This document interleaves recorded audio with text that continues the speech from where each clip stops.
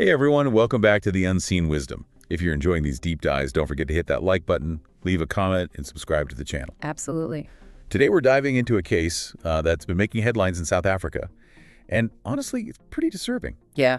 A couple has been accused of some serious crimes, and the details are just starting to unravel, raising questions about the scale of their operation, potential international connections, and the impact on their community. What's particularly disturbing about this case is how it just shatters the illusion of safety that so many of us have, in our communities. It forces us to confront the uncomfortable reality that even in seemingly quiet neighborhoods, there can be hidden dangers right there lurking beneath the surface. Okay, so let's unpack what we know so far. The news is reporting on this couple in Johannesburg, Darren Willen, 35, and his girlfriend, Tiana Moodley, who's 25. Okay. They're facing a slew of charges, including possession and distribution of child pornography and even money laundering. The sheer volume of illegal material they were found with is staggering. Over 10 million images and videos. Wow. That, coupled with the fact that Whalen was found with a substantial amount of cash, over R500,000, suggests this wasn't just a case of personal consumption. We're potentially looking at a large-scale organized operation. That's a horrifying thought. And it gets even more complicated because we're hearing that the South African police were actually tipped off by international law enforcement agencies. Right. Which seems to point to a much broader network, maybe even one that crosses international borders. That's a crucial aspect of this case that investigators will be focusing on. Where did this content originate? Was it being produced locally, or was it coming from somewhere else? And who were the consumers? Yeah. Tracing those connections is going to be key to dismantling this network and protecting potential victims. Exactly. And to add to that complexity, Moodley Willen's girlfriend was also arrested and is facing the same charges. Yeah. What really stands out to you about her involvement? The fact that Moodley is a web developer raises some particularly troubling questions. Did she play a role in distributing this material online? Was she involved in creating or maintaining a website for this operation? These are all avenues that the authorities will be investigating. I read that when Moodley appeared in court, she was visibly distraught, clutching a Bible with her parents and siblings there to support her. It's hard to imagine what her family must be going through. Absolutely. This case has ripple effects. It's not just about the alleged perpetrators, but also about the families, the community, and most importantly, the potential victims depicted in that illegal material. The trauma they've experienced is immeasurable. It's truly a web of consequences stemming from these deeply disturbing actions. Both Willen and Moodley are being represented by the same legal counsel and are expected to apply for bail. Meanwhile, authorities are still trying to trace the source of that R500,000 found at their apartment to figure out how it connects to the alleged crimes. Following the money trail is often crucial in these types of investigations. It can lead to uncovering financial networks, identifying other individuals involved, and ultimately dismantling the entire operation. There's one detail that really struck me as particularly chilling, and I'm curious to get your thoughts on it. Willen's car reportedly had a registration plate that read, "Kids." I mean, the irony is just unsettling, to say the least. That detail, while seemingly small, speaks volumes. It raises questions about his mindset, his possible attempts at deception, and the audacity of operating in plain sight. It really underscores the complexity of these cases and how perpetrators can often blend into their surroundings, making them even harder to detect. And that brings us to the impact on the community. Can you imagine living in what you think is a safe environment, only to discover that something this horrific might have been happening right under your nose?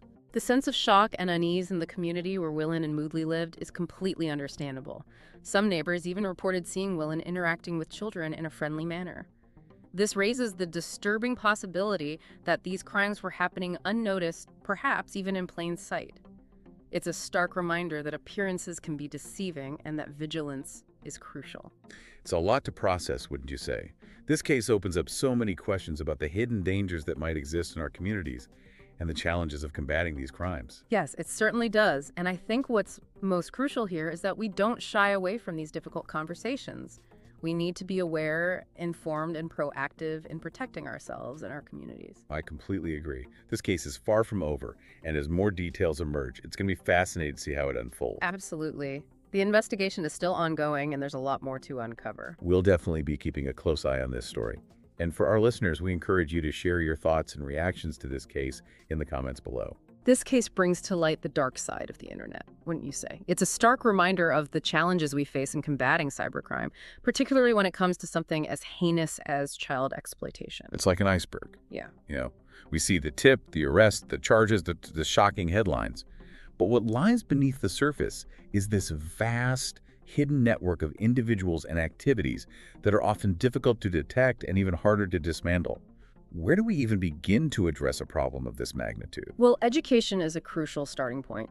We need to empower individuals, especially young people, to navigate the digital world safely and responsibly. Parents and educators play a vital role in having open conversations about online safety, teaching children about the dangers of sharing personal information, and helping them recognize potential red flags. You're absolutely right. It's about equipping them with the knowledge and critical thinking skills to make informed decisions online and to understand the potential consequences of their actions. But education alone isn't enough, is it? We need robust law enforcement efforts to track down perpetrators, disrupt these networks, and bring those responsible to justice. Absolutely. Law enforcement agencies need the resources, training, and technology to effectively investigate these crimes, which are often complex and technologically sophisticated. And because these networks can span across borders, international collaboration is essential. Sharing information, coordinating investigations, and working together to dismantle these operations is key to making a real impact. So it's a multifaceted problem that demands a multifaceted solution. But at the core of it all, it's about protecting the most vulnerable members of our society, isn't it? Precisely. The victims in these cases are children whose lives have been irrevocably impacted by these crimes. The trauma they experience can have long-lasting consequences, affecting their emotional well-being, their relationships, and their overall development. It's heartbreaking to think about. And it makes you wonder, how do we create a world where children are truly safe, both online and offline? Is that even possible? It's a challenging goal, but I believe it's one worth striving for. It requires a collective effort, a shift in societal attitudes, and commitment to creating a culture of awareness and protection. We need to foster environments where children feel safe to speak up, where they know they'll be heard and supported, and where perpetrators are held accountable for their actions. This case has certainly sparked a broader conversation about online safety and child protection in South Africa, hasn't it? There seems to be a growing awareness of the need for stronger laws, better resources for law enforcement, and more support for victims. That's right. And it's crucial that we seize this opportunity to make a difference. This case has exposed vulnerabilities in our systems and highlighted the need for proactive measures. We can't afford to be complacent. We need to demand change and work towards creating a safer world for children. I agree.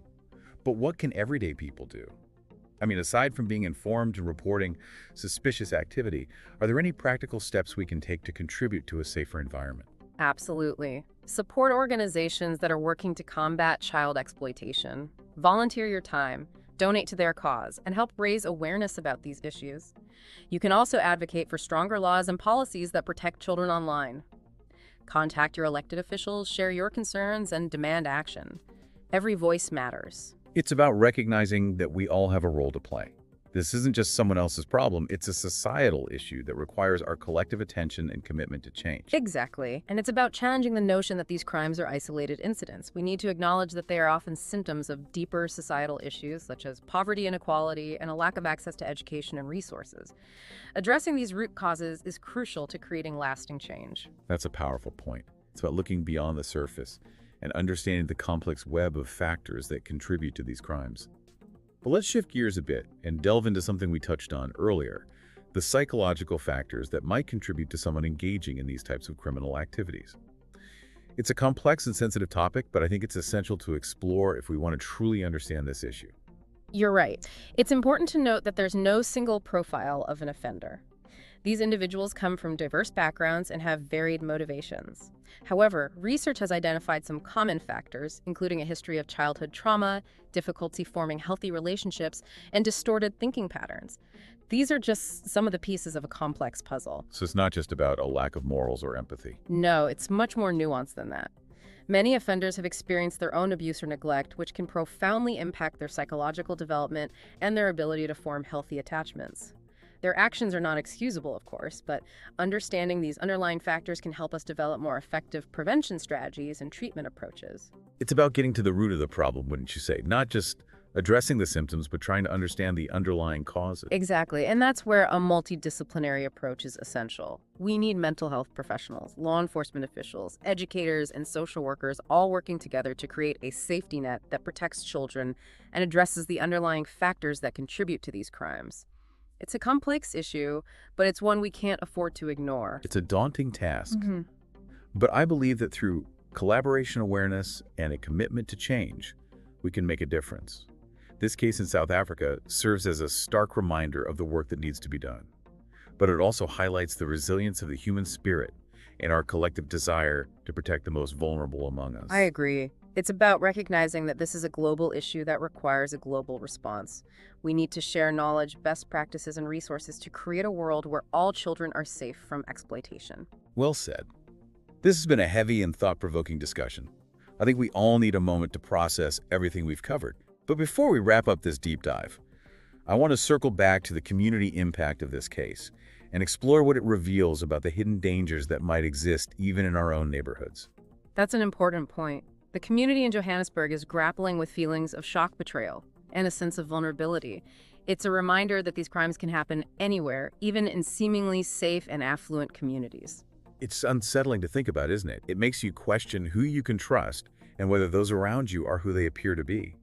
It challenges our sense of security and forces us to confront the uncomfortable reality that danger can lurk closer than we think. Absolutely. This case serves as a wake-up call, urging us to be more aware, more vigilant, and more proactive in protecting ourselves and our communities. We can't afford to be naive or complacent. You're right. We need to be more than just neighbors. We need to be a support system, a network of vigilance looking out for one another and speaking up when something doesn't seem right. Exactly. And we need to foster a culture where children feel safe to speak up, where they know they'll be heard and believed. That starts with open communication, education, and creating environments where trust and support are paramount. This whole conversation has really highlighted the power of community, wouldn't you say? The idea that we need to be more than just neighbors, but a network of support, a collective force for vigilance and protection. That's precisely what makes this case so impactful. It forces us to confront the uncomfortable reality that these crimes can happen anywhere, even in seemingly idyllic communities. And it underscores the need to foster a culture of awareness, where we're not afraid to have difficult conversations, to ask questions, and to look out for one another. It's about creating environments where children feel safe to speak up, knowing that they'll be heard, believed, and supported. And it's about holding perpetrators accountable, ensuring that justice is served, and sending a clear message that these crimes will not be tolerated. It's a collective responsibility. It's about parents talking to their children about online safety educators, integrating digital literacy into their curricula, and communities coming together to create a safer environment for everyone. So as we conclude this deep dive, I want to leave our listeners with a challenge. Don't let this conversation end here. Take what you've learned today and spark a conversation with your family, your friends, your community. Share your insights, your concerns, and your commitment to creating a world where children are safe from exploitation. We can't afford to be silent. We need to be the voices for those who cannot speak for themselves. We need to be the change makers, the advocates, the protectors, and we need to start today. Thank you for joining us on The Unseen Wisdom. Yeah. We appreciate you being part of this important conversation. Remember to like, comment, and subscribe to stay connected, to be part of our community dedicated to exploring the unseen and shedding light on the wisdom hidden within.